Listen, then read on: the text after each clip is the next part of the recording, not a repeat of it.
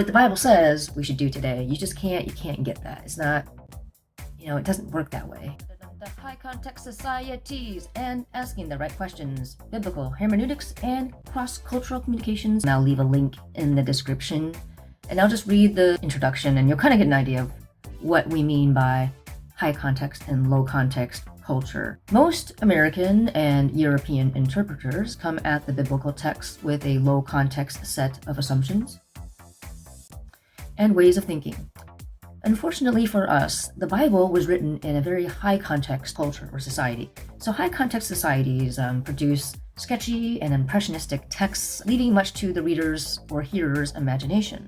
They just basically assume that or it's very, they used a lot of poetry and exaggeration and hyperbole in the Bible. I kind of mentioned that before. Since people believe few things have to be spelled out in this culture, few things are spelled out. This is because people have been socialized into having shared ways of thinking, acting. So much can be assumed. The high context culture we're talking about in the Bible is very patriarchal. It's very honor, shame, male, female, dichotomy.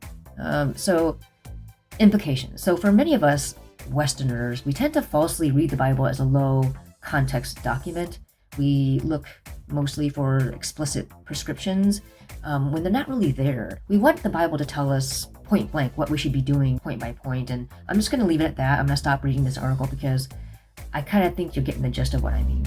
All right, so that's high context versus low context. So we are coming from a very low context culture, and they are very high context. If you have a very kind of tribal community, let's say you have let's give a modern example.